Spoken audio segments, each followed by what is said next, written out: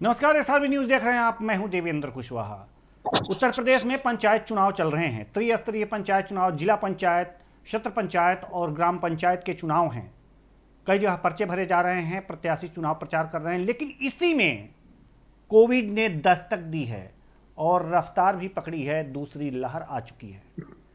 पहली लहर इतनी तेज नहीं थी जितनी दूसरी लहर है। इसमें चुनाव हो रहे हैं। क्या हैं स्थितियां उत्तर प्रदेश की, यह हम आपको बताएंगे ही, लेकिन इस समय हम आपको मथुरा लिए चलते हैं, जहां पर कोरोना यानी कि कोविड के साए में पंचायत चुनाव हो रहे हैं। क्या है वहां की स्थिति, यह जानेंगे अपने संवाददाता दीपक चौधरी से। जी दीपक, हम जानना चाहेंगे कि मथुरा में भी, जैसे पूरे उत्तर प्रदेश में पंचायत चुनाव हो रहे हैं, मथुरा में भी हो रहे होंगे और उसके लिए तमाम प्रत्याशी अपने चुनाव प्रचार कर रहे हैं। वहीं कोविड का प्रकोप भी है, लगातार कोविड के मरीज बढ़ते जा रहे हैं। ऐसे में चुनाव प्रचार कैसा चल रहा है वहां का? जी सर, मैं बताना चाहूंगा, मथुरा में कोरोना की लहर बहुत ही तेजी से बढ़ रही है। कल शाम को ही 117 मरीज यहाँ पर कोरोना के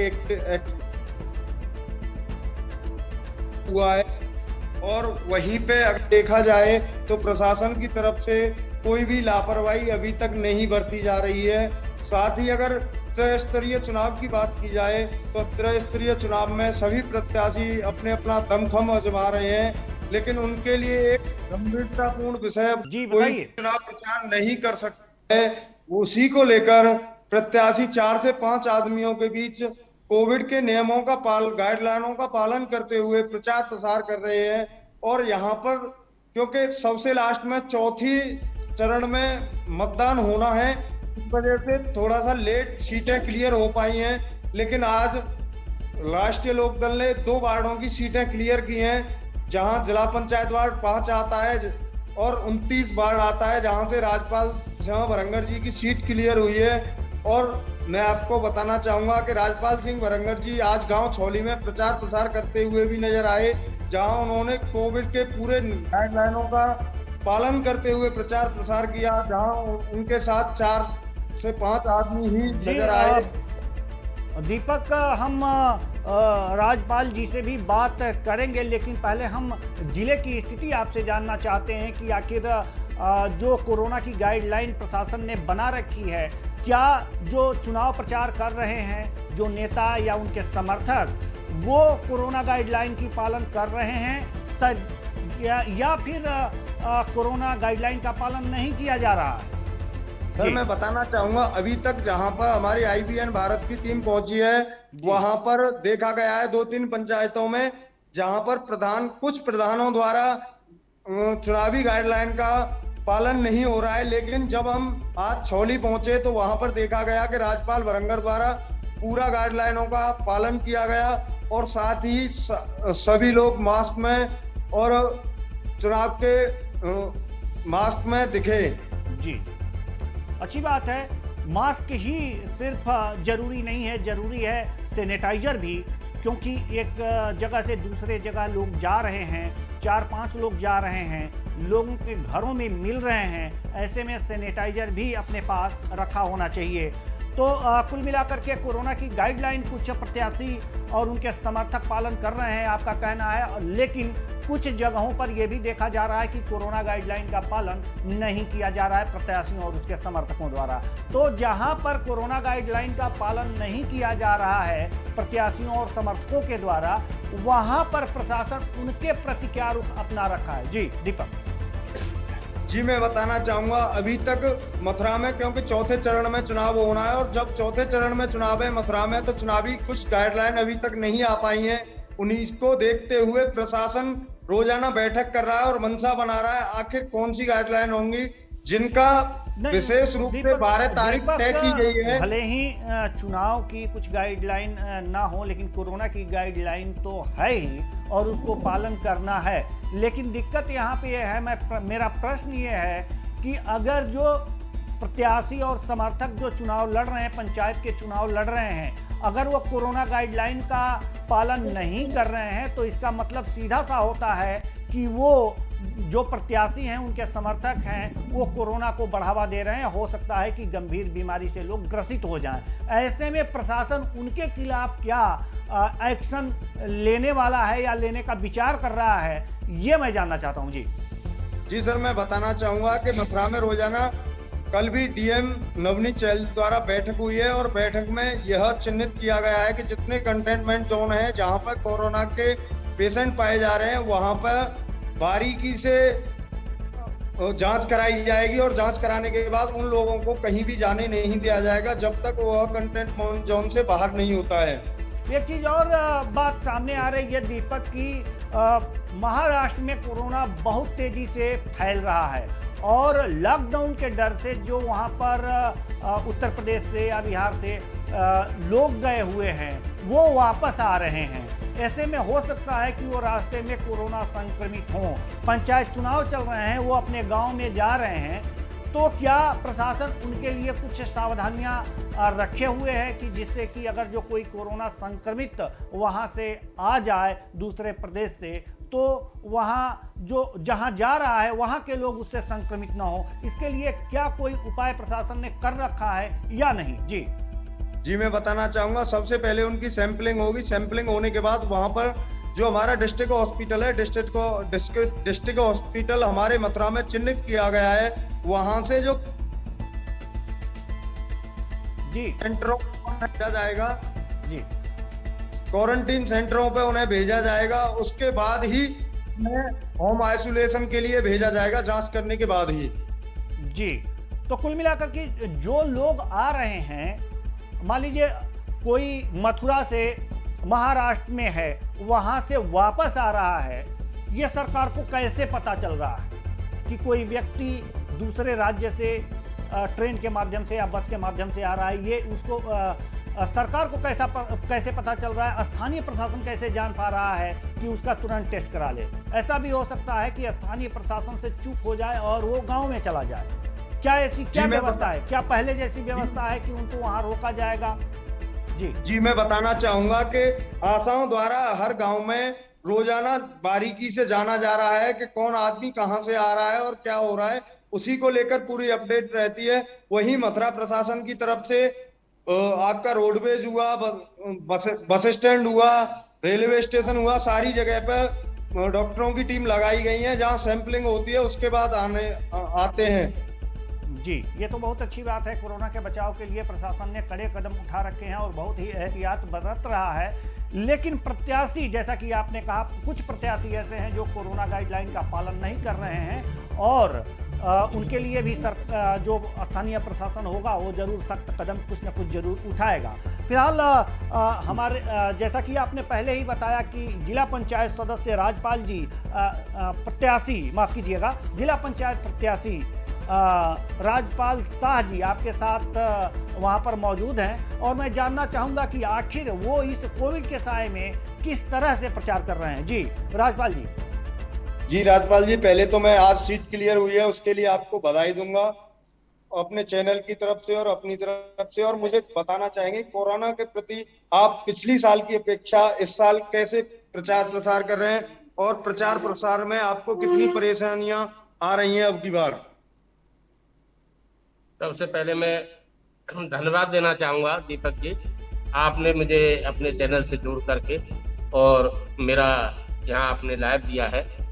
मैं ये बता देना चाहता हूँ कि पिछली बार जो स्थिति थी कोरोना की, उसके बाद थोड़ा सा थमा कोरोना, अभी जो है फिर दोबारा से कोरोना की स्थिति बढ़ रही है। उसको दृष्टिगत रखते हुए हम लोगों ने जो है अपना निर्णय ले रखा है, सैनिटाइज भी रखते हैं, हाथ साफ कर लेते हैं और एक तरह दूसरी जगह जाने में हम जो है दूरी भी बनाए रखे हैं और हम ज़्यादा से ज़्यादा 5-6 लोग से ज़्यादा प्रचार प्रसार में नहीं है, क्योंकि ये संक्रमण है और ये हम चाहेंगे कि ये इसका फैलाव ज़्यादा ना हो। और उसी के साथ साथ हमारे यहाँ वैक्सीन भी लग रही है। मेरे बराबर में हमारे उदयवीर सरपंच जी बैठे हैं, हमारे बादाम सिंह प्रधान जी बैठे हैं, ये लोग भी जो है कोरोना की उसमें जी राजपाल जी, दीपक आप जी। राजपाल जी से पूछिए कि ठीक है आप कोरोना गाइडलाइन का पालन करते हैं, 4 से 5 लोगों को लेकर के जाते हैं चुनाव प्रचार के लिए, लेकिन 4 से 5 लोगों के बीच भी सोशल डिस्टेंसिंग रखना जरूरी होता है, तो क्या सोशल डिस्टेंसिंग का पालन करते हैं या नहीं करते? जी जी, सोशल डिस्टेंसिंग का पालन करते हैं और हम ज्यादातर जो है दूर से हाथ जोड़ के ही उनसे जो है वोट की गुहार लगा रहे हैं और दूरी भी तय रखते हैं, 2 मीटर से कम नहीं दूरी रहनी चाहिए, 2 गज बना के रखते हैं। जी जिस वार्ड से आप चुनाव लड़ रहे हैं उसमें और भी प्रत्याशी होंगे, क्या सभी प्रत्याशी कोरोना गाइडलाइन का पालन कर रहे हैं? अभी मेरे सामने कोई प्रत्याशी किसी पार्टी ने घोषित नहीं किया है जी, और जहां तक है घोषित करेंगे उसके बाद देखते हैं वो क्या किस स्थिति में जो है प्रचार प्रसार कर रहे हैं अपना। जी जी, अच्छी बात है, लेकिन क्या लगता है आपको कि जो पहले चुनाव लड़ने में उत्साह दिखता था, लोगों की गैदरिंग होती थी, लोग हुजूम देखते थे, अब जो कोविड के साए में ये चुनाव हो रहा है, क्या आपको लगता है कि ये चुनाव फीका फीका रह रहा है? देखो ऐसा है, थोड़ा सा स्वाभाविक है क्योंकि जनमत जिसके साथ होता है उसका प्रचार प्रसार थोड़ा ज्यादा अच्छा लगता है। अब ये कोविड की वजह से स्वाभाविक है कि 4-5 लोग प्रचार प्रसार में रहते हैं तो लोगों को लगता है पता नहीं कैसे जो है 2-4 लोग ही घूम रहे हैं, और पहले जो है काफी लोग की संख्या रहती थी जो है। जी जी, तो एक तरह से ये देखा जाए कि भले ही फीका हो गया है और फीका लग रहा है, जैसा कि आप भी बता रहे हैं कि ये चुनाव प्रचार बहुत फीका लग रहा है, कि लोगों के ऊपर इतना प्रभावकारी नहीं है। जब हुजूम में लोग चलते थे तो लोग देखते थे कि नहीं इनके साथ जन समर्थन है, तो और भी लोग जुड़ जाते थे और भारी मतों से विजयी आदमी हो जाता था, लेकिन अब उसका शायद प्रभाव इस चुनाव में ना रहे। लेकिन एक चीज और है कि जब लोग ज्यादा होते थे एक प्रत्याशी के साथ और ज्यादा लोगों की भीड़ जब उनके साथ चलती थी तो प्रत्याशियों के खर्चे भी ज्यादा होते थे, तो क्या खर्चों में भी कुछ कमी आई है? जी नहीं, देखो ऐसा है, स्वाभाविक सी बात है, जब ज्यादा लोग चलते हैं तो थोड़ा सा गाड़ी घोड़ा से चलते हैं, कुछ अपने साधन से चलते हैं, ऐसा नहीं है, वो तो प्रत्याशी के ऊपर होता है। कुछ प्रत्याशी ऐसे होते हैं कि उनके साथ जुड़े हुए लोग होते हैं, वो अपने खर्चे पे अपने पास से ही जो है सहयोग करते हैं, और मैं समझता हूँ ज्यादातर ऐसा ही होता है, ऐसा नहीं है। जो भले आदमी हैं, ईमानदार हैं, जो वैसे लोग हैं, सब जो है प्रचार प्रसार वैसे ही करते हैं, ऐसा कुछ नहीं। नहीं, कहने का मतलब हमारा ये है कि जो पहले गैदरिंग होती थी लोगों की प्रत्याशी के साथ उस खर्चे में, और अब जो 3-4 लोग प्रचार करते हैं उस खर्चे में, क्या कोई अंतर महसूस हो रहा है प्रत्याशियों को? आप भी एक प्रत्याशी हैं, क्या आपको अंतर महसूस हो रहा है? नहीं, तो सही बात है, थोड़ा बहुत अंतर तो आता ही है, उसमें क्या बात है। भाई ज्यादा लोग होंगे तो थोड़ा बहुत खर्चा ज्यादा आता है और कम लोग होंगे तो कम खर्चा आएगा, ये तो अमूमन बात है। जी जी, ये तो स्वाभाविक बात है, लेकिन जो प्रत्याशी हैं उनके जब खर्चे कम आएंगे तो थोड़ा सा उन्हें सुकून मिलेगा और आपको भी सुकून मिल रहा होगा। तो फिलहाल राजपाल जी, मैं ये जानना चाहूँगा कि आखिर जो कोरोना के साए में ये चुनाव आप लड़ रहे हैं जी, यह चुनाव जो आगे की रणनीति आप जैसे कि किस तरह से लोगों को कन्विंस कर रहे हैं? जैसे पहले तो कई लोग जाकर के कन्विंस करते थे, कुछ वैसे ही हो जाते थे, हुजूम देख करके हो जाते थे, अब कन्विंसिंग में भी बड़ी दिक्कतें आती होंगी कि इनके साथ लग रहा है कि लोग नहीं हैं, और गांव में प्रचार है तो लोग भीड़ देखकर ही आकर्षित होते हैं, तो क्या कन्विंसिंग में भी दिक्कतें आ रही हैं? ऐसा है, मैं आपको बता देता हूँ, जो प्रत्याशी हैं, जो जनता से जुड़े हुए हैं पहले से जी, उन्हें कहीं कोई दिक्कत नहीं आती, क्योंकि वो तो हमेशा जनता के बीच में रहते हैं, चाहे उनके दुख का मामला हो चाहे सुख का मामला हो। जो जनता से कट ऑफ रहते हैं और चुनाव के समय आ जाते हैं, निश्चित तौर पर उन लोगों को परेशानी होगी, और जो पहले से जनता के बीच में जुड़े उन्हें क्या जरूर, उन्हें तो कोई ऐसी बात ही नहीं है, वो तो जनता के बीच में शुरू से रहे, सब लोग परिचित हैं चेहरे से, नाम से, तो उन्हें क्या परेशानी। जो बात आप कह रहे हैं वो तो सभी प्रत्याशी कहते हैं, उसमें अलग क्या है? नहीं, नहीं, सब कैसे, सब नहीं कह पाएंगे सर। जी जी सब कैसे कह देंगे जी भाई? देखो, विकास कार्य कराए आदमी, जनता के बीच में रहे जी और चुनाव जीतने के बाद जनता के बीच में रहे, दुख सुख में जाएं और वो जो है विकास कराएं, तो निश्चित तौर पर जनता उनसे जुड़ेगी और वो ऐसा महसूस नहीं करेंगे कि इनके साथ जनता हो, भीड़ भाड़ हो, तभी उनको ऐसा लगे। उनको तो पता है कि हमारे बीच में हमेशा से आते रहे। मैं यहाँ से नरबोद ब्लॉक प्रमुख रहा हूँ पहले, और उसके साथ जो है मिसेज हमारी जिला पंचायत सदस्य रही है इसी बार से, तो सभी लोग परिचित है, कोई अलग नहीं है जी। और सभी लोग ऐसा लगता है ना सर, कभी कभी जनता को ऐसा लगता है कि ये तो पुराने चेहरे हैं, जाने पहचाने चेहरे हैं, कुछ चेंजिंग करें।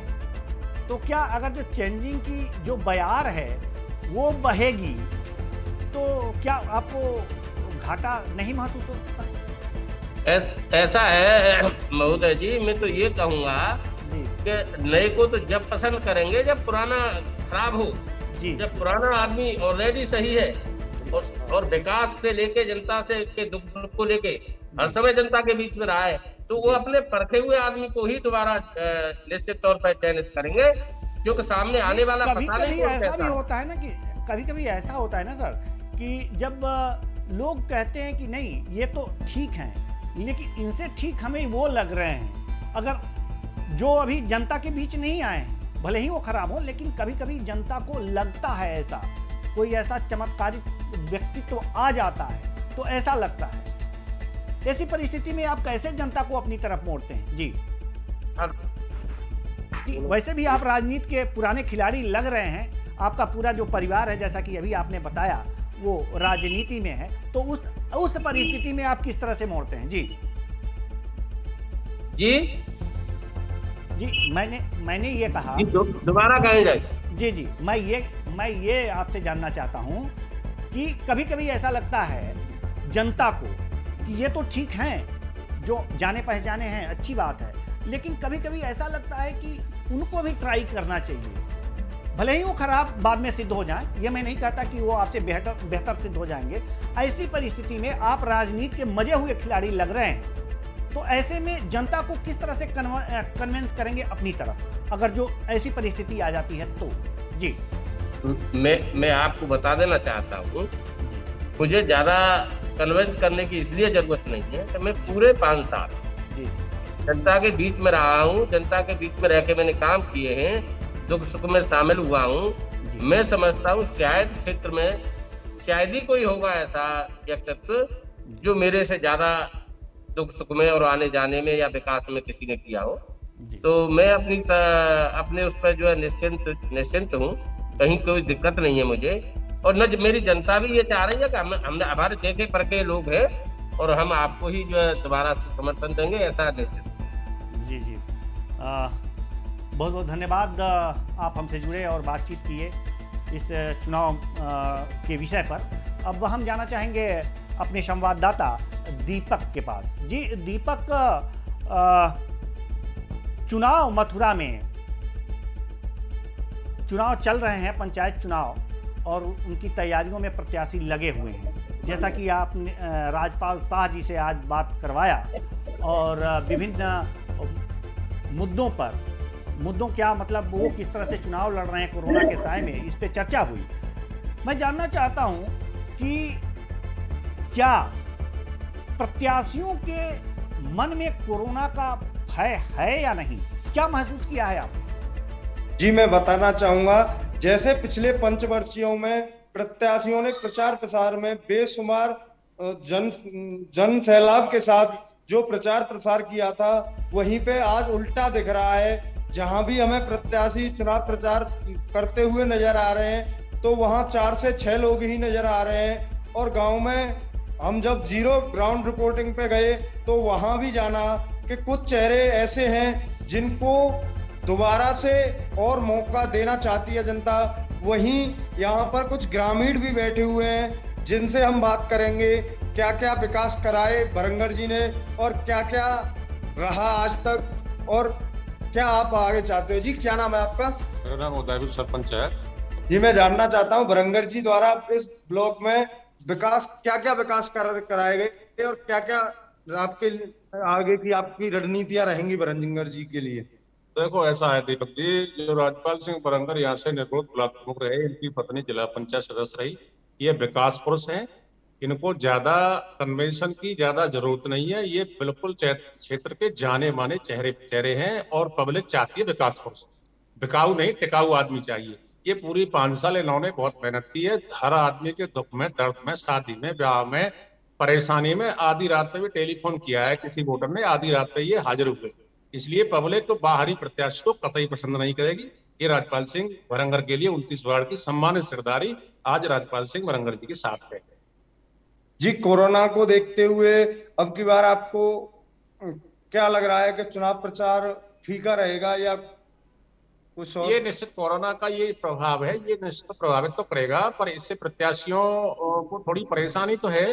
जो जनमानस जो चलता था, हुज्जूम 50-50 गाड़ी चलती थी, वो उत्तर प्रदेश सरकार की गाइडलाइंस के अनुसार उन पर प्रभाव तो पड़ा है निश्चित तौर से ही, और उसका हम लोग पालन कर रहे हैं, पूरे तरीके से कोरोना का पालन कर रहे हैं।